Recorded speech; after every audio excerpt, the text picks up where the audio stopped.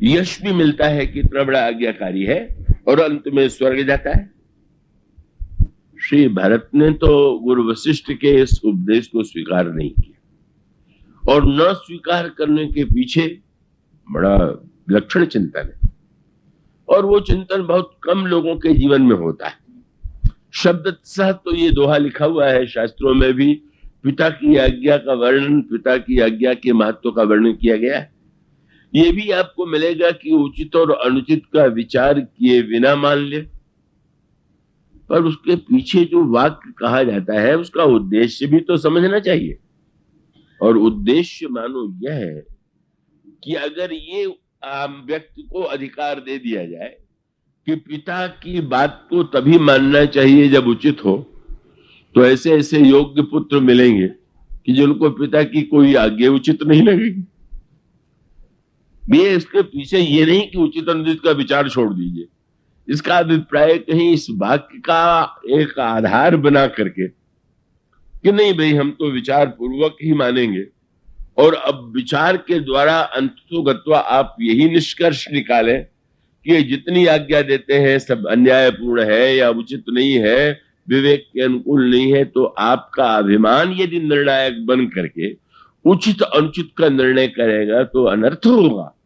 इसलिए कहा गया है, इसका उद्देश्य उचित अनुचित का विचार छोड़ देना नहीं, इन दोनों बातों में कहने वाले का जो उद्देश्य है, और इसका दूसरा उद्देश्य क्या बड़े महत्व का है कि जब पुत्र से कहा गया कि पिता की आज्ञा को उचित अनुचित का विचार किए बिना मान लो, तो शास्त्र पिता से भी कहता है कि कोई पुत्र को आज्ञा अनुचित दो ही नहीं। दोनों के सामंजस्य का अभिप्राय कि अगर उचित अनुचित का विचार पुत्र को नहीं करना है तो आज्ञा देने वाले को तो और भी अधिक सजग होना है कि हम कोई ऐसी आज्ञा न दें कि जो अनुचित हो। और उसकी तीसरा बड़े महत्व का सूत्र है कि भरत जी का अभिप्राय यह है कि गुरुदेव, इन वस्तुओं के द्वारा आप जो कुछ कहते हैं कि मिलता है, क्या सचमुच जीवन की अंतिम उपलब्धि यही कि व्यक्ति को संसार के पिता प्रसन्न हो गए और उन्होंने संपत्ति दे दिया तो सुख प्राप्त हो गया? तो क्या बस सबसे बड़ी उपलब्धि यह है कि पिता ने देखा कि बड़ा आज्ञाकारी बेटा है, इसी को हम अपनी संपत्ति दे दें, या उसको लोग बड़ी प्रशंसा की दृष्टि से देखने लगे बड़ा आज्ञाकारी है, और आप यदि कहते हैं कि मरने के बाद वो स्वर्ग जाता है, तो उनका तात्पर्य था कि गुरुदेव क्या स्वर्ग को ही आप सर्वश्रेष्ठ उपलब्धि मानते हैं क्या? क्या कीर्ति, क्या संपत्ति और स्वर्ग जो है वही आपके धर्म का लक्ष्य हो सकता है क्या? एक बहुत बड़ा प्रश्न है। इसका अभिप्राय है कि कुछ लोगों के लिए यह वस्तु हो सकती है, होती है, और उस दिशा में उनको धर्म प्रेरित करता है, पर बाद में अनेक समस्याएं आती हैं। जब व्यक्ति को कीर्ति मिलती है तो आपकी तुलना में और दूसरे भी कीर्ति प्राप्त करने वाले होंगे, उनसे ईर्ष्या होगी। मुझे धार्मिक कहते हैं लेकिन इनको तो और भी बड़ा धार्मिक कहा जाता है।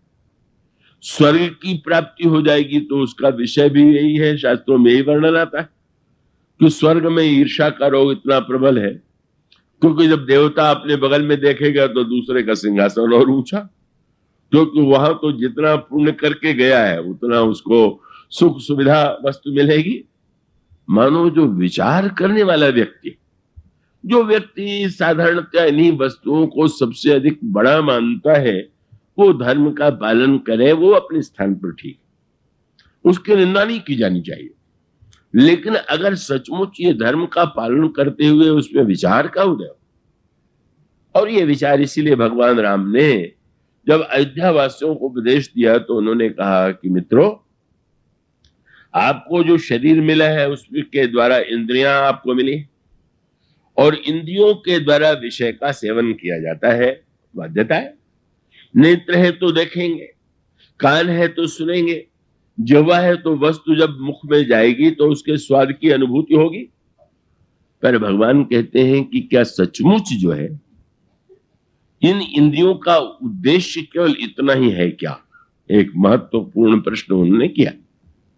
मानो इसका अभिप्राय है कि आप ये भी तो देखते हैं कि इन वस्तुओं के द्वारा सुख भी मिलता है और इन वस्तुओं के द्वारा बाद में दुख भी मिलता है, रोग भी मिलता है।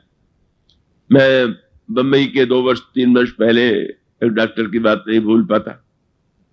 उनसे पूछा कि अब वो भोजन में क्या लेना क्या नहीं लेना, तो चाहते तो बता देते कि ये वस्तु लेना है और ये वस्तु नहीं लेना है, जैसा बता देते। पर वो बड़े विनोदी स्वभाव के थे। बस उनका एक ही सूत्र है कि जो अच्छा लगे वो मत खाइए। अद्भुत बात उन्होंने कही, जो अच्छा न लगे वही खाइए।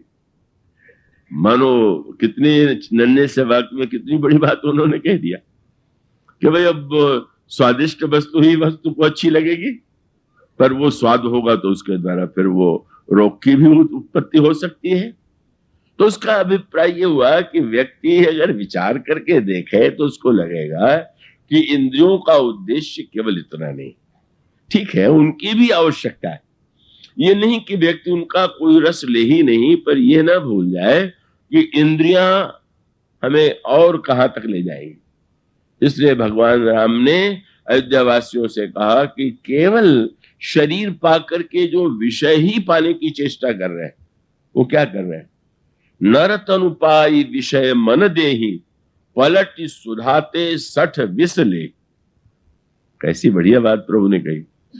अगर बाजार में 10 रुपए का अमृत भी बिकता हो और 10 रुपए का विष भी बिकता हो और कोई व्यक्ति विष खरीद ले आवे, कितना भागा है। कोई ऐसा मूर्ख तो हो सकता है कि पूछा जाए कि अमृत नहीं विष क्यों ले आए, बोले सस्ता यही था। तो सस्ता हो तो मृत्यु की दिशा में ले जाए तो सस्तेपन का क्या लाभ है।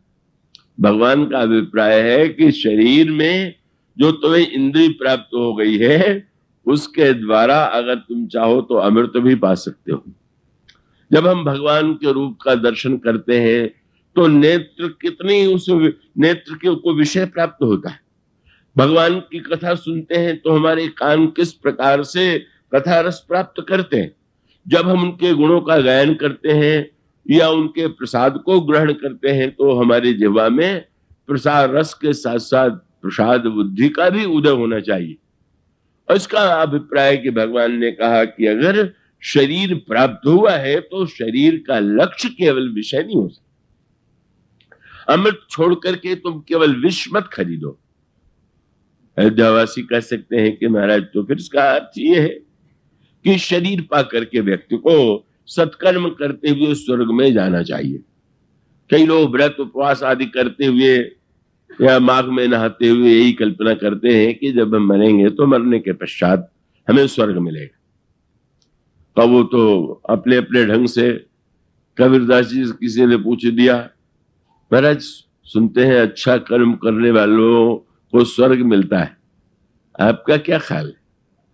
कल भी मैं क्या बताऊं, उतते को न लौटा जाते पूछो धाय, इतते सब ही जात हैं भार लदाए लदाए। इधर से जाते हुए दिखाई दे रहे हैं, उधर से कोई आवे तो हम पूछे कि वहां क्या क्या मिला।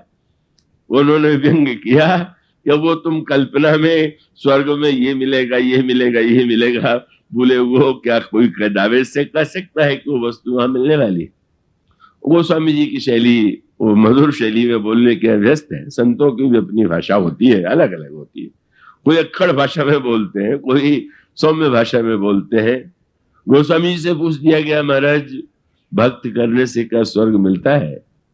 गोस्वामी जी ने कहा, भाई देखो, को जाने जई है को सुरपुर, कौन जानता है कि कौन स्वर्ग में गया है। हम लिखने के लिए बाद में लिखने के अभ्यस्त तो ये स्वर्गीय, पर ये तो एक सम्मान देने की बात हुई। वो नरकीय है कि स्वर्गीय है, वो तो उसका विधान तो चित्र जो है वो जानता होगा, यमराज जानता होगा। तो उनका भाई को जाने जई है को सुरपुर, कौन नरक जीवन राम गुलाम। जो राम का सेवक है, राम का दास है, वो जीवन में ही इतनी धन्यता का अनुभव करता है। ये तो हम प्रत्यक्ष देख सकते हैं, हम बात की कोई बात नहीं करते। तो भगवान ने ये कहा कि स्वर्ग के लिए अगर तुम कोई सत्कर्म करते हो तो बुद्धिमान नहीं, मान ले ठीक है, शास्त्र ने लिखा है तो वो मिलता होगा, ऐसा भी मान ले। पर मानने के बाद शास्त्रों ने ये छिपाया नहीं कि मिलेगा तो असीम नहीं मिलेगा, सत्कर्म के अनुकूल मिलेगा। शास्त्रों ने यह भी बता दिया कि जब तुम्हारे पुण्य समाप्त हो जाएंगे तो वहां से नीचे डाल दिए जाओगे, क्षीणे पुण्य मृत्युलोके विशन्ति। तो इसका अभिप्राय आपको तो धोखे में नहीं रखा गया, बता दिया गया कि एक सीमा, समय की सीमा के लिए ही स्वर्ग के भी सुख मिलेंगे। तो भगवान ये कहते हैं कि मित्रों, अगर मनुष्य के शरीर के द्वारा व्यक्ति स्वर्ग भी प्राप्त कर ले तो उनका वाक्य था स्वर्ग स्वल्प अंत दुखदायी। स्वर्ग भी वस्तुतः बहुत थोड़ा, ये थोड़ा शब्द बड़े महत्व का। कहा जाता है कि किसी ने भगवान शंकर की आराधना किया, बड़े दानी हैं, और आराधना के बाद जब भगवान शंकर प्रकट हुए तो शंकर जी देखने लगे, देखें क्या कहता है, पर वो बोल ही नहीं रहा है। भगवान शंकर ने कहा कि तुमने मेरे प्रसन्न करने के लिए साधना किया, तो अब मैं सामने हूं, तो जो मांगना हो मांग लो, पर तुम तो बोल ही नहीं रहे हो। थोड़ा स्पष्ट भाषी था, उसने कहा महाराज दर्शन तो आपका हो गया, पर आपको देखने के बाद मुझे सोचना पड़ता है कि आपको दूं कि आपसे मांगू। शरीर पर वस्त्र नहीं, का पैसा बिच्छू लिपटे हुए हो, और नर कपाल जो है हाथ में भिक्षा पात्र हो, अब उससे कोई कहे कि हमको स्वर्ण भवन दे दीजिए या वस्तु दे दीजिए, तो बढ़िया अभद्रता है। शंकर जी ने कहा कि नहीं नहीं, तुम मुझसे मांगो। लेकिन देखो भाई, अगर तुम मुझसे मांगना चाहते हो तो मैं तुमसे एक ही बात कहूंगा कि तुम्हें अगर थोड़ा मांगना हो तो किसी और देवता से मांगो, पर अधिक मांगना हो तो मुझसे मांगो। वो स्वामी जी ने कवितालु रामायण में बड़ी सांकेतिक भाषा में कहा, नांगो कहे नाम। वो स्वामी जी ने शंकर नहीं चुना, बड़े नंगे ने कहा, नांगो कहे जग मांगनो देखे। क्या न बस नांगो कहे जग मांगनो देखे, न कोई कमी नहीं है, यानी मांगो थोड़ो, थोड़ा मत मांगना। भगवान शंकर का यह जो वाक्य है उसका अर्थ भी कौन व्यक्ति समझ पाता है। भगवान शंकर ये कहे कि नहीं थोड़ा मत मांगना, नांगो कहे जग मांगनो देख, न खांगो कछु जनी मांगियो थोड़ो, तो सोचेगा कि शायद उसने सोचा हो कि 1 लाख मांगने वाले हैं, जब कह रहे हैं कि थोड़ा मत मांगना तो चलो करोड़ मांग ले, 10 करोड़ मांग ले। पर थोड़े और बहुत की व्याख्या भगवान राम ने किया। थोड़ा माने जो वस्तु कभी समाप्त हो जाए वो तो थोड़ी ही है। तो उन्होंने कहा कि मित्रों, स्वर्ग भी वस्तुतः थोड़ा ही है। जब एक न एक दिन वहां की वस्तुओं को छोड़ना ही पड़ेगा, व्यक्ति को नीचे उतरना पड़ेगा, तो ऐसी स्थिति में स्वर्ग स्वल्प और अंत दुखदायी। न तो मनुष्य शरीर का उद्देश्य का केवल विषय का सुख हो सकता है और न तो स्वर्ग हो सकता है। और इसका अर्थ यह है, धर्म में अगर केवल क्रिया का ही पक्ष है तो यही कुछ मिलेगा, पर धर्म की परिणति अगर विचार में होने लगे, क्योंकि धर्म का जो क्रिया, धर्म जो होगी उसका दर्शन तो क्रिया में होता है, तो क्रिया में रहते हुए व्यक्ति क्रिया में ही इतना आसक्त होता जाए कि हर क्षण केवल क्रिया क्रिया क्रिया, क्रिया में ही उसको अच्छाई, ऊंचाई, ऊंचाई, पवित्रता, यही सब दृष्टिगोचर होने लगे, तो इसका अभिप्राय है कर्म करते करते वो जड़ हो गया। और आप विचार करके देख लिए, मनुष्य जितना कर्म कर सकता है उसकी तुलना में यंत्र कितना अधिक कर सकता है, कितना कर लेता है। आज तो ऐसे यंत्रों का आविष्कार हो चुका है कि हजारों मनुष्य जो कार्य न जाने कितने देर में करते हैं, यंत्र उसको थोड़ी देर में कर देता है। किंतु यंत्र और मनुष्य में अंतर यही है, यंत्र क्रिया कर सकता है, विचार नहीं। और मनुष्य के जीवन में अगर केवल क्रिया है तो उसका अभिप्राय है उसका जीवन यंत्र के समान चलता जा रहा है। का यंत्र में विचार की शक्ति नहीं है और व्यक्ति में विचार की शक्ति है। इसलिए धर्म का पालन सुख से कीर्ति और स्वर्ग के लिए भी किया जा सकता है, लेकिन अंत में उसका परिणाम जो होना चाहिए वो है धर्म ते विरति, जोग ते ज्ञाना और ज्ञान मोक्ष प्रद वेद बखाना। धर्म का परिणाम होना चाहिए कि व्यक्ति को विषयों से वैराग्य हो जाए। वैराग्य होने का अभिप्राय दिखाई देने लगे किस तरह से हमारे जीवन में इन विषयों के सेवन से कहां सुख मिला, कहां शांति मिली, क्या यही जीवन का उद्देश्य है। इस प्रकार का विषय जब विचार उदित होता है तो उसके जीवन में धर्म की अंतिम परिणति विराग के रूप में होती है, धर्म ते विरत, और विरत के पश्चात योग, योग से ज्ञान और ज्ञान से मोक्ष, साधना का ये क्रम बताया गया। और इसीलिए का आप पाएंगे पुराणों में दोनों पद्धतियों का वर्णन है। इंद्र वेदों में तो इंद्र की इतनी स्तुति है, इतनी पूजा है कि अधिकांश वेद के जो मंत्र है वो इंद्र की स्तुति में ही आपको मिलेंगे। लेकिन पुराणों ने इंद्र को इतना महत्व नहीं दिया, रामायण में इंद्र को इतना महत्व नहीं दिया गया। भगवान कृष्ण ने जो आप प्रसंग पढ़ते हैं कि वो जो ब्रजवासी हैं प्रतिवर्ष वो पूजा करते हैं इंद्र की, और भगवान कृष्ण ने कहा उन्हें रोक दिया, इंद्र की पूजा मत करो।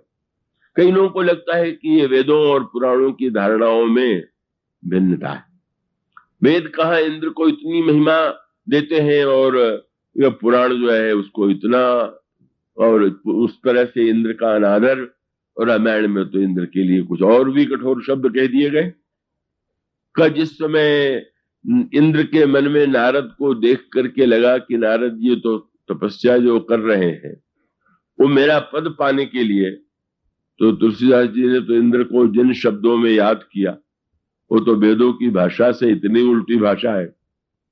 वो स्वामी जी कहते हैं कि जब देखा नारद जी को और लगा तो वो स्वामी जी कहते हैं कि इंद्र की दशा क्या है। बोले जैसे कोई कुत्ता हड्डी को निचोड़ रहा निचोड़ रहा था, चूस रहा था, और उधर से सिंह निकला और उसको डर लगा कि कहीं सिंह ये छीन न ले, भागो यहां से। तो बोलो ठीक है, इंद्र की दशा यही है। वो स्वर्ग की हड्डी चूस रहा है, उसके लिए उस शब्द का प्रयोग करते हैं और शब्द जोड़ दिया दुष्ट। सूख हाड़ ले भाग सठ स्वान न रखी मृगराज, छीन ले जड़ जाड़ जिमि तिमि सुरपति न राज। तो इंद्र को कुत्ते से उसकी तुलना कर देना बड़ा लगता है कि तो वेद से बिल्कुल विरुद्ध से बात हुई। पर ऐसी तो कोई बात नहीं। क्या आप कुत्तों के सौभाग्य को नहीं देखते?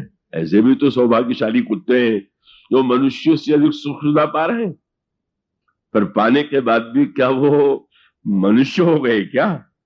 ठीक है, उनको संजोग मिल गया, उनको ऐसा स्वामी मिल गया तो बहुत खिला रहा है पिला रहा है, नहीं यानी कितना खर्च कर रहा है, पर कुत्ता तो कुत्ता ही। तो जब वो इंद्र के लिए इस शब्द का प्रयोग करते हैं तो उसका उद्देश्य है कि भाई एक सीमा तक तो लगता है कि इंद्र कितना ऊंचा है, लेकिन इंद्र की जो विषय लालसा है पुराण यह बताना चाहते हैं कि ठीक है कि स्वर्ग में का राजा इंद्र है, अनगिनत अप्सराएं उसकी सभा में नृत्य करती हैं, अमृत पीता है, युवा रहता है।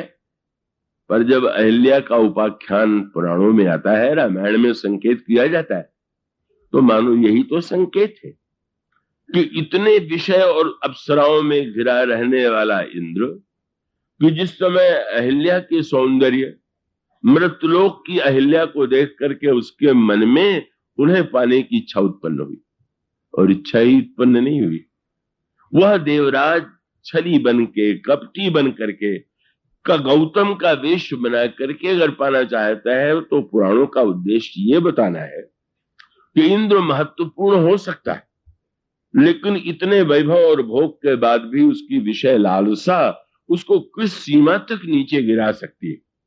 तो हमारा चरम लक्ष्य इंद्र नहीं हो सकता, हमारा उद्देश्य इंद्र नहीं हो सकता। और ये मानस में गौतम की कथा के द्वारा, और यही संकेत पुराणों में दिलीप की कथा के द्वारा, शास्त्रों में यज्ञ ने दिलीप ने सुना कि इंद्र पद उसे प्राप्त होता है जो 100 अश्वमेध यज्ञ करता है। और उन्होंने संकल्प किया मैं 100 अश्वमेध यज्ञ करूंगा। प्रारंभ हुआ, 99 यज्ञ पूरे हो गए। 100वें यज्ञ में जो अश्वमेध का अश्व था अचानक नहीं दिखाई दे रहा है। लेने वाला ले जाने वाला कोई नहीं दिखाई दिया, पर घोड़ा नहीं। संसार भर में घोड़ा नहीं मिला।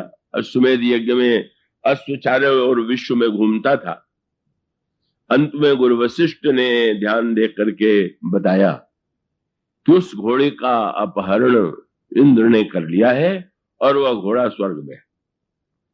दिलीप के पुत्र रघु महान प्रतापी, महान तेजस्वी, और उन्होंने निर्णय किया कि मैं स्वर्ग पर आक्रमण करके घोड़े को लाऊंगा और पिताजी का यज्ञ पूरा करूंगा। पितृभक्त थे, पर जो व्रत पर बैठने लगे तो सत्संग का दूसरा जो संस्कार था, ऊंची बात सुनना इसलिए चाहिए कि भले ही तत्काल हम उसे जीवन में क्रियान्वित न करें, पर जो सुना हुआ है अवसर आने पर वो कवि संस्कार जग के व्यक्ति को इतना ऊंचा बना सकता है कि जिसकी कोई सीमा नहीं। और यही हुआ। अश्वमेध 100 अश्वमेध से इंद्र पद प्राप्त होता है, यह भी उन्होंने शास्त्रों ने सुना था, शास्त्रों में पढ़ा था। 100 अश्वमेध पूरा भी करने जा रहे थे, पर उन्होंने यह भी शास्त्रों में ही महात्माओं से सुना कि धर्म का फल वैराग्य। धर्म ते विरति जो गति ज्ञान। धर्म के द्वारा व्यक्ति को भोग लालसा नहीं, वैराग्य की वृत्ति का उदय होना चाहिए। और सचमुच वही अब वृत्ति उदित हो गई। उन्होंने कहा, पुत्र रघु, मैंने अपने संकल्प का त्याग कर दिया, अब मैं अश्वमेध यज्ञ पूरा नहीं करूंगा। चकित हो गए लोग, कैसी आश्चर्य की बात है। 99 पूरा हो गया, 100वां भी पूरा हो सकता है। पुत्र इतना पराक्रमी है कि ला सकता है, पर दिलीप नहीं यज्ञ पूरे करना चाहते। पर दिलीप का वैराग्य उनकी वाणी में मुखरित हुआ। उन्होंने यही कहा कि मैंने देख लिया ना, क्या बोले 100 अश्वमेध करके इंद्र बनने वाले की भी जब चोरी करने की आदत नहीं गई तो इंद्र बन के क्या करूंगा। यहां तो मैं चोरों को दंड देता रहता हूं, कोई चोरी करे तो उसको जाकर कारागार में डाल दो। वो स्वर्ग में बैठा हुआ, पद पर बैठा हुआ भी वो केवल इसलिए कि भविष्य में मैं इंद्र न बनूं। पराकाष्ठा अविवेक की सोचिए। ये नहीं था कि 100 अश्वमेध यज्ञ के बाद तुरंत वो इंद्र हटा दिया जाता और दिलीप इंद्र बन जाते। शास्त्र तो कहते हैं कि जिसने 100 अश्वमेध यज्ञ किए हैं उसको जितना काल है उतना तो रहेगा। आपका नाम सूची में लिख लिया जाएगा, फिर जब आपका क्रम आवेगा तो आप इंद्र बन जाएंगे। मानो उसका अर्थ है कि अंत में वह स्थिति आती है कि जब व्यक्ति को लगता है कि इन वस्तुओं के द्वारा जीवन में हम जो वस्तुएं पाया करते हैं वो तो पूर्णता की अभिव्यक्ति नहीं। इसलिए धर्म का फल वैराग्य, योग, ज्ञान और मुक्ति। किंतु मनु बड़े ऐसे व्यक्ति हैं कि जो बड़े सजग हैं और वो आत्मनिरीक्षण करने में अत्यंत निपुण है। वे अपने को धोखा नहीं दे सकते। और उसका अर्थ ये कि उन्होंने कहा कि वस्तुतः तो मेरे जीवन में वैराग्य नहीं आया। और उसका अर्थ मानो यहां पर संकेत, ये बड़ा ही साधन क्रम का निर्देश। और उसका अभिप्राय यह है कि जब किसी वस्तु के प्रति हमारे मन में राग न रह जाए तो उसे विराग कहते हैं। त्याग का और विराग का ये अंतर तो आप जानते होंगे। किसी वस्तु को हमने छोड़ दिया तो त्याग है, पर मन में हो सकता है उसके प्रति आकर्षण बना रहे। और विराग का अर्थ है उस वस्तु के प्रति कोई राग न रह जाए। ये जो अविद्या के रूप बताए गए हैं उसमें अविद्या, अस्मिता, राग, द्वेष और अभिनिवेश, यही अविद्या के 5 रूप हैं।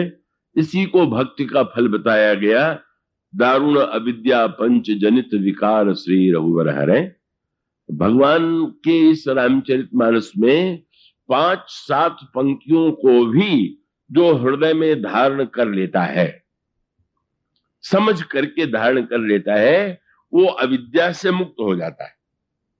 बहुत सरल और बहुत कठिन राज एक सज्जन ने लिख के भी भेज दिया का ये सतपंच का अर्थ क्या है। तो कई लोगों ने अर्थ कर दिया 105, किसी ने कहा 500, वो गणित के खेल से किया। तो उस प्रश्न के पीछे भावना ये रहती है कि नहीं भी 700 पंक्ति से मुक्ति हो जाए तो समझ में आ सकता है, पर शायद 5-7 पंक्ति से कैसे होगा। फिर वही चक्कर, अरे मुक्ति नहीं होना है तो 5000 पंक्ति से भी नहीं होगा, और मुक्त होना है तो 5-7 नहीं, एक पंक्ति से भी हो सकता है। ये समझने की बहुत बड़ी भूल है। और उसका अभिप्राय ये है कि एक पंक्ति को भी अगर हम ठीक ठीक समझ लें, 5-7 तो गोस्वामी जी ने एक वाक्य के रूप में कहा, रे भाई 5-7 चौपाई ही सही, उसका अर्थ 100, 505 जो करें मुझे कोई आपत्ति नहीं है। आपको जितने में मुक्ति लगे उतना आप पढ़ लीजिए, मोह को विरोध करने लगा। आपको ये लगे कि नहीं एक रामायण से नहीं 108 आवृत्ति करने के बाद मुक्ति होगी तो भी ठीक है, कहीं से बढ़िया बात क्या होगी, आप पाठ करते हैं। पर उसका अभिप्राय यह है कि उसको हम समझ करके कहा उस पंक्तियों में क्या है, क्या रहस्य है, अगर उसको हम ठीक ठीक समझ लेंगे तो हम अविद्या के पाश से मुक्त हो सकते हैं। कोई साधारण वस्तु नहीं है यह अविद्या, जिसके लिए महर्षि पातंजल ने योग दर्शन में बताया है, इनसे पांचों से का विद्या, स्मिता, राग, द्वेष, अभिनिवेश से व्यक्ति कैसे मुक्त हो, तो वो बड़ा कठिन है। लेकिन सचमुच ये जो मनुष्य के जीवन का इसमें जो राग है, और राग के पीछे उन्होंने पतंजलि ने व्याख्या की सुखा नुसई रागा, राग मनुष्य का कहां होता है जिसमें उसकी धारणा होती है कि इससे सुख मिले, तो सुख करने वाला व्यक्ति रागी बना ही रहता है। मनु की समस्या यह है कि उनके जीवन में उनको लगा कि मैं विरक्त तो नहीं हो पाया, पर विवेक यह है कि अगर हम मुक्त नहीं हो पाए राग से, तो फिर हमारे जीवन की सार्थकता के यही है कि हम केवल भोगों को भोगते रहे। और तब उन्होंने निर्णय किया कि नहीं, विराग नहीं है पर राग है। और तब वो जो प्रसंग चल रहा था कि उन्होंने निर्णय किया कि हम विराग के द्वारा मुक्ति पा सकते थे। लेकिन धन्य है मनु, आप सोचे स्वामी विवेकानंद जी महाराज के जीवन में यह बात आती है कि परमहंस देव ने उनको उस आत्म साक्षात्कार की स्थिति में पहुंचने से अवरोध रखा, क्योंकि वो चाहते थे कि जगत का कल्याण हो और वो स्वयं अपने आप में समाधि में निमग्न होकर के मुक्त न हो जाए। तो अगर मनु ने उस मार्ग का अनुगमन किया होता कि धर्म से वैराग्य, वैराग्य से योग, योग से ज्ञान और ज्ञान से मुक्ति, तो हो सकती थी।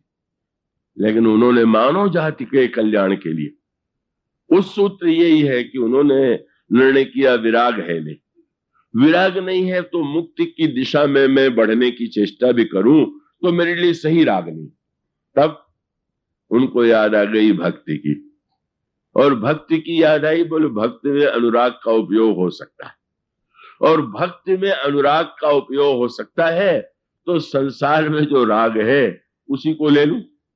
और सोच लिया कि अनुराग में बंधन है, ठीक है, और तब उन्होंने निर्णय किया कि हम भक्ति के द्वारा, अनुराग के द्वारा स्वयं मुक्त होने की बात तो सोचेंगे ही नहीं, हम भगवान को भी अनुराग के बंधन में बांधने की चेष्टा करेंगे। एक नई दिशा, बोल विराग से मुक्ति तो अनुराग से, भगवान को उन्होंने किस तरह से पाया। महाराज मनु के चुनाव का तात्पर्य यह है कि वे मानव जाति के आदि पुरुष, और उसके माध्यम से केवल एक व्यक्ति का ही चरित्र या एक व्यक्ति का ही आदर्श हमारे आपके सामने नहीं आता है, अपितु वो समान रूप से समस्त मानव जाति के लिए सदा सदा के लिए उपयोगी। तो मनु के चरित्र में जो विकास है, उनका आचरण धर्म और मर्यादा से युक्त है, और इतना ही नहीं, धर्म और मर्यादा के का उसके समाज में संचालन की दृष्टि से उन्होंने स्मृति के रूप में उसका निर्माण किया। बहुधा विवाद यह उठाया जाता है कि मनुस्मृति में ये लिखा है, वो लिखा है। तो मनुस्मृति में बहुत सी ऐसी बातें हो सकती हैं कि आज के युग संदर्भ में वो सही न लगे या उपयोगी प्रतीत न हो, लेकिन फिर वही समस्या है कि बहुधा बहुत ही कम लोग होंगे कि जिन्होंने पूरी मनुस्मृति पढ़ी हो। तो पूरा पढ़ने पर आपको स्पष्ट प्रतीत होगा कि उसमें जीवन के लिए अत्यधिक महत्वपूर्ण सूत्र है। जीवन और समाज की व्यवस्था के लिए उन्होंने बहुत कुछ दिया है। तो जो आपको आज उपयोगी न प्रतीत हो, वो आप उसे भूल दें, भुला दें, छोड़ दें, तो इसमें कोई अनुचित नहीं है। लेकिन आप ये मानने की भूल नहीं करें कि मनुस्मृति कोई बहुत ही ऐसा ग्रंथ है कि जिसमें बड़ी ही कट्टर रूढ़िवादिता की बातें लिखी गई हैं। ये तो परिभाषाएं रूढ़िवादिता की बदलती रहती हैं। तो महाराज मनु ने मनुस्मृति का निर्माण किया और अपना जीवन भी मर्यादा और धर्म के अनुकूल व्यतीत किया और समाज को भी एक मर्यादा दी। बड़ा एक सुव्यवस्थित राष्ट्र जिसमें वे राज्य कर रहे थे, सारा परिवार अत्यंत धार्मिक था, पत्नी पतिव्रता, पुत्र आज्ञाकारी, और इस तरह से मनु कर्तव्य कर्म और धर्म का पालन करते हैं और वृद्धावस्था के चिन्ह शरीर में आ जाते हैं। और तब महाराज मनु के मन में, हृदय में एक द्वंद्व उत्पन्न हुआ। मस्तिष्क में उनके एक विचार उदित हुआ कि जो कुछ मैंने अब तक किया है, क्या जीवन की परिपूर्णता के लिए इतना ही यथेष्ट है? और तब उन्हें ये लगा कि नहीं, जीवन पथ में यह भी आवश्यक है, लेकिन जीवन की परिपूर्णता तो इसमें नहीं। और इसको गोस्वामी जी ने विभिन्न प्रसंगों में अनेक सांकेतिक शब्दों में व्यक्त किया। जब वे कहते हैं वर्षा के संदर्भ में, या आप देखते हैं कि नदियां चारों ओर जो जल बरस रहा है और वो जहां स्थान पाता है, कहीं सरोवर में, कहीं नदियों में, वह जल चला जा रहा है। और वो अगर वो नदी किसी पर्वत से जुड़ी हुई है तो वहां से भी वो स्रोत जल का है जो उससे जुड़ा हुआ है, और उस जल के द्वारा समाज की कितनी बड़ी सेवा होती है, उसकी कितनी उपयोगिता है, आप सब इसे जानते हैं। तो इतना होते हुए भी नदी के जीवन में स्थिरता नहीं, वो निरंतर आगे की दिशा में बढ़ती जा रही, और बढ़ती हुई जा रही है जहां ऐसा लगता है कि उसकी कोई उपयोगिता नहीं।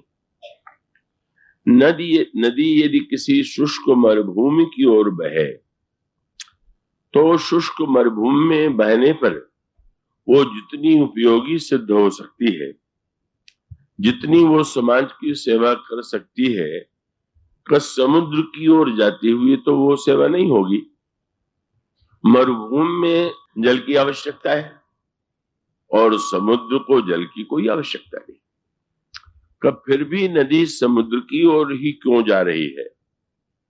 इसके लिए भगवान श्री राम लक्ष्मण जी को उपदेश देते हुए कहते हैं कि वस्तुतः इसका अभिप्राय ये है, और इसे अगर एक लाक्षणिक भाषा में कहें कि कोई यदि नदी से पूछ दे कि तुम दूसरों का प्यास बुझाकर इतना परोपकार करती हो, इतनी सेवा करती हो, उस समुद्र की ओर क्यों जा रही हो जहां असीम जल है? तो नदी का उत्तर यही होगा कि सबका प्यास बुझाते हुए क्या मुझे प्यास नहीं लगती है क्या? तो मेरी प्यास तो और कोई बुझा नहीं सकता है समुद्र को छोड़ करके, इसलिए अंत में का मैं समुद्र में जाकर के अपनी प्यास को मिटाती हूँ, उसमें समा करके मैं धन्य हो जाती हूँ। तो गोस्वामी भगवान राम लक्ष्मण से कहते हैं ठीक इसी प्रकार से जीव समाज की सेवा करे, लोक कल्याण के कर्म करे, कर्तव्य कर्म का पालन करे, यह तो परमावश्यक है, पर उससे रुक नहीं जाना है। उसका जो पथ है वो समुद्र में जाकर के ही का उसकी यात्रा समाप्त होगी। और उसके लिए भगवान राम लक्ष्मण जी से कहते हैं सरिता जल जल निधि मह जाई, होई अचल जिम जीव हरि पाई। तो जीव की यह यात्रा का उस संदर्भ को गोस्वामी जी ने अनेक अनेक प्रसंगों के माध्यम से प्रकट किया है। जैसे एक शब्द है समर्पण, भगवान के प्रति समर्पित हो जाना चाहिए। भगवान गीता में उपदेश देते हैं, सारे ग्रंथों में समर्पण की महिमा का प्रतिपादन किया गया है, पर समर्पण का क्या उद्देश्य है का उसका एक बड़ा मधुर संकेत गोस्वामी जी ने किया। महर्षि विश्वामित्र यज्ञ की रक्षा के लिए भगवान राम और लक्ष्मण को मांग करके अपने आश्रम की ओर ले जा रहे हैं। उन्हें पहले से ही पता चल चुका है कि ये दोनों ईश्वर के अवतार हैं और यज्ञ के राक्षसों का विनाश करना इनके लिए ही संभव है। पर एक दृश्य सामने आता है, ताड़का सामने आती है और वो भयावनी राक्षसी मुनि को और उनके साथ दो इन किशोर बालकों को देख करके क्रोध में भर करके उनकी ओर दौड़ती है। प्रभु प्रश्न करते हैं गुरुदेव यह कौन है? और मुनि ने बताया कि यही वह ताड़का है कि जिसके पुत्रों के द्वारा यज्ञ नष्ट किया जाता है और हम तुम्हें बाण का प्रयोग करना है, इसका वध करना है। भगवान श्री राम ने बाण का प्रहार किया और एक ही बाण प्रभु का लगा और ताड़का मर करके गिर गई। पर उसके अगला वाक्य जो गोस्वामी जी कहते हैं वो बड़ा अटपटा है और उसके बाद दूसरी बात कहते हैं और विचित्र है। गोस्वामी जी कहते हैं कि तब ऋषि निज नाथ ही जिये चीनी। जब भगवान श्री राम ने ताड़का का वध कर दिया तो महर्षि समझ गए कि यही साक्षात ईश्वर है। तो ये बड़ी विचित्र सी बात है। वो तो अपने आश्रम में ही ये समझ गए थे कि हरि अवतार वो हरण में ही भारा। अब ये कहना कि ताड़का के वध के बाद उन्हें लगा कि ये ईश्वर है, उसके दो सांकेतिक अर्थ। एक सांकेतिक अर्थ का संबंध तो है भगवान की लीला से। ये लीला शब्द का प्रयोग जैसे आप कोई आज भी संभवतः रसलीला रामलीला चल रही, तो लीला का अभिप्राय है जहां पर जो घटनाएं घटित होती हैं वो अभिनय के रूप में घटित होती हैं। अब महर्षि विश्वामित्र को जब महर्षि दशरथ देने लगे, में पूरे क्रम में समर्पण का एक मधुर संकेत। गुरु वशिष्ठ की कृपा से महाराज दशरथ ने श्री राम को पाया और उसके पश्चात उन्होंने विश्वामित्र को समर्पित किया। कि जब विश्वामित्र याचना करते हैं तो ममता के वशीभूत होकर के कब वो व्याकुल हो जाते हैं, लेकिन जब गुरु वशिष्ठ के द्वारा उन्हें संकेत प्राप्त होता है तो गोस्वामी जी ने कहा कि तब वशिष्ठ बहुविधि समुझावा, नृप संदेह नाश का पावा। महाराज श्री दशरथ का संदेह नष्ट हो गया और तब उन्होंने दोनों पुत्रों को बुलाया और बड़े प्रेम से अति आदर दो तने बुलाए और हृदय लाई बहुभांति सिखाए। हृदय से लगा करके उन्हें शिक्षा दिया और उसके पश्चात समर्पण किया। सौंपे भूप ऋषि सुत बहुविधि देई आशीष। मानो समर्पण है। संसार में जब हम कोई वस्तु हमारे पास होती है तो उसको देने में एक समस्या रहती है कि जब कोई वस्तु आपके पास देंगे तो उसमें वह उस मात्रा में जितना आप देंगे उतना तो कम हो ही जाएगा। तो इसलिए देने में व्यक्ति को थोड़ा एक उसकी कृपणता होती है, और देता भी है तो उसको ये ध्यान बना रहता है कि भाई इतना दें कि जिससे ऐसा न हो कि हमारे पास रह ही न जाए बस। पर सबसे महत्व की बात है कि यहाँ तो ईश्वर के समर्पण की बात। महर्षि विश्वामित्र लेने आए थे ईश्वर को, और दशरथ को देना था ईश्वर को।